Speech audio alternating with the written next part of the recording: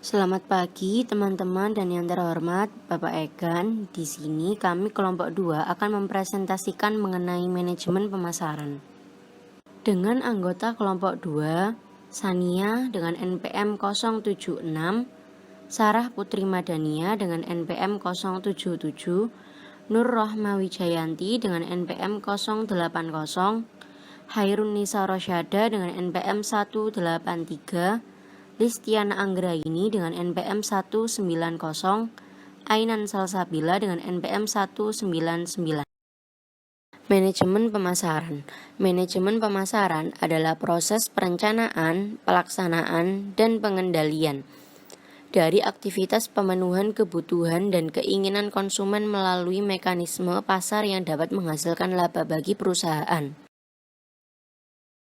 Konsep pemasaran merupakan suatu filosofi yang menyatakan bahwa pencapaian tujuan organisasi bergantung pada kemampuan perusahaan untuk mengidentifikasi kebutuhan dan keinginan dari suatu pasar sasaran, dan kemudian memuaskan kebutuhan dan keinginan pasar sasaran tersebut secara lebih baik dibandingkan dengan yang dilakukan oleh pesaing perusahaan. Produk yang ditawarkan oleh perusahaan diasumsikan memiliki nilai, sehingga konsumen bersedia menukar sumber daya yang ia miliki, seperti uang, barang, ataupun benda yang memiliki nilai, untuk ditukar dengan produk yang ditawarkan perusahaan. Dengan proses pertukaran ini akan terjadi transaksi yang menjadi syarat utama munculnya aktivitas pemasaran. 3 pilar dasar konsep pemasaran. Yang pertama, customer atau market orientation. Yang kedua, coordination of marketing activities. Yang ketiga, profitable sales volume. Perkembangan konsep pemasaran. Sebelum konsep pemasaran diadopsi secara luas, pelaku bisnis telah mengadopsi konsep produksi, konsep produk, dan konsep penjualan di dalam upaya mereka menawarkan produk yang mereka jual kepada konsumen. Yang pertama, konsep produksi adalah salah satu faktor tertua yang menjadi fokus pemasaran dan mengarahkan pelanggan untuk menyukai produk yang ditawarkan. Perusahaan yang mengadopsi konsep ini memiliki keyakinan bahwa konsumen akan menyukai produk yang murah dan tersedia secara luas. Perusahaan akan berkonsentrasi pada pencapaian efisiensi produksi, menekankan biaya agar tetap rendah, dan melakukan distribusi massal. Yang kedua, konsep produk. Konsep produk adalah salah satu filosofi pemasaran yang menekankan bahwa konsumen akan menyukai produk-produk yang menawarkan kualitas, kinerja, dan fitur terbaik. Perusahaan yang menganut konsep ini berasumsi bahwa konsumen akan tertarik untuk membeli produk yang memiliki kualitas yang lebih bagus, fitur yang lebih menarik, atau kinerja yang lebih baik dibandingkan produk pesaing. Perkembangan konsep pemasaran. Yang ketiga, konsep penjualan. Perusahaan yang mengadopsi konsep penjualan memiliki pandangan bahwa konsumen perorangan maupun konsumen bisnis tidak akan melakukan pembelian produk perusahaan hingga perusahaan melakukan aktivitas penjualan dan promosi yang agresif, menurut Kotler 2009. Yang keempat, konsep pemasaran. Konsep pemasaran merupakan serangkaian kegiatan yang memiliki tujuan untuk memasarkan produk yang diproduksi suatu perusahaan. Perusahaan yang mengadopsi konsep ini berpendapat bahwa agar produk, baik barang maupun jasa, dapat diterima oleh konsumen, maka perusahaan pertama-tama harus mengidentifikasikan kebutuhan dan keinginan konsumen. Selanjutnya, mereka membuat produk sesuai dengan kebutuhan dan keinginan konsumen tersebut. Membuat strategi pemasaran. Untuk mencapai tujuan pemasaran, perusahaan harus mengembangkan strategi pemasaran. Strategi pemasaran ini nantinya digunakan untuk memasarkan dan mengenalkan produk atau jasa kepada masyarakat. Dalam membuat strategi pemasaran, haruslah digunakan perencanaan dan taktik yang matang. Tidak bisa dengan asal-asalan.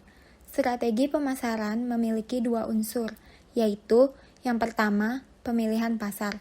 Yang kedua, pengembangan bauran pemasaran. Pemilihan pasar. Perusahaan melakukan pemilihan pasar melalui serangkaian aktivitas seperti segmenting, targeting, dan positioning atau yang disingkat STP. Yang pertama, segmenting adalah proses yang dilakukan perusahaan untuk membagi pasar ke dalam beberapa segmen pasar. Di sini yang dimaksud dengan segmen pasar adalah sekumpulan pelanggan yang memiliki keserupaan dalam mempersepsikan dan menilai suatu produk, keserupaan dalam pola pembelian, atau bagaimana mereka menggunakan suatu produk. Dua hal yang harus diperhatikan perusahaan dalam menentukan segmen pasar adalah daya tarik pasar dan tujuan serta sumber daya yang dimiliki oleh perusahaan. Yang kedua, targeting adalah proses menetapkan target pasar yang sesuai dengan tujuan serta sumber daya yang mereka miliki. Perusahaan mengevaluasi segmen pasar dan melakukan survei untuk dapat mengetahui keadaan pasar nantinya, agar ketika proses pemasaran tidak terjadi salah sasaran. Perusahaan harus memastikan bahwa segmen pasar yang dibidik itu cukup besar dan akan cukup menguntungkan bagi perusahaan. Yang ketiga, positioning adalah tindakan untuk mendesain penawaran serta citra perusahaan agar menempati tempat yang berbeda di benak konsumen. Proses positioning dilakukan oleh perusahaan dengan merumuskan preposisi nilai yang bisa memuaskan kebutuhan dan keinginan pasar secara lebih baik dibandingkan pesaing. Selanjutnya, perusahaan melakukan aktivitas komunikasi pemasaran yang mencakup di dalamnya bauran komunikasi pemasaran. Pengembangan bauran pemasaran. McCarthy dan Perelt menyebutkan adanya 4 variabel dalam suatu aktivitas pemasaran yang dapat mempengaruhi pasar untuk membeli produk perusahaan. Keempat variabel tersebut dinyatakan oleh McCarthy sebagai 4P yang terdiri dari: yang pertama, produk.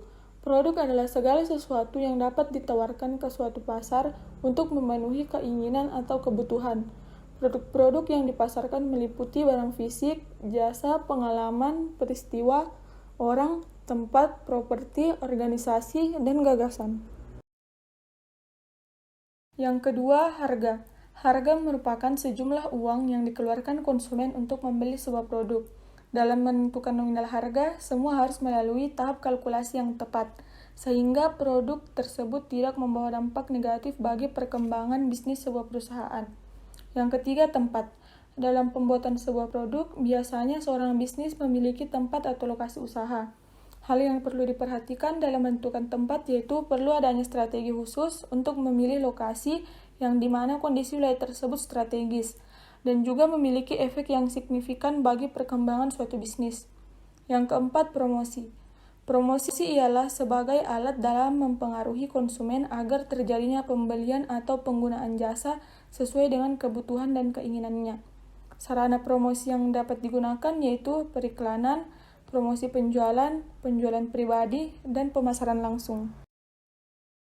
Kaitan manajemen pemasaran dengan sistem informasi manajemen. Sistem informasi manajemen dapat digunakan oleh bagian dari manajemen pemasaran di sebuah perusahaan untuk membantu aktivitas pemasaran dan penjualan perusahaan tersebut. Sistem informasi ini merupakan gabungan dari keputusan yang berkaitan dengan 1. Produk, 2. Harga produk, 3. Tempat, 4. Promosi. Sistem informasi pada pemasaran ini menyajikan input tentang data pemasaran dan akan menghasilkan output berupa laporan-laporan pemasaran. Pada sistem informasi, khususnya bagian pemasaran, dikumpulkan informasi dari lingkungan perusahaan yang berkaitan dengan operasi pemasaran sebelum dilakukan analisis lebih lanjut. Dengan database yang sebelumnya telah tersimpan, juga dapat digunakan sebagai bahan evaluasi untuk periode ke depannya. Maka, sistem informasi manajemen dan manajemen pemasaran ini sangat berkaitan. Dengan adanya sistem informasi manajemen, dapat diketahui langkah terbaik untuk memecahkan masalah pemasaran dan dapat mengambil kebijakan strategis dalam ruang lingkup pemasaran tersebut. Demikian akhir presentasi dari kami kelompok 2. Semoga bermanfaat untuk kita semua. Terima kasih atas perhatiannya. Kurang lebihnya mohon maaf. Wassalamualaikum warahmatullahi wabarakatuh.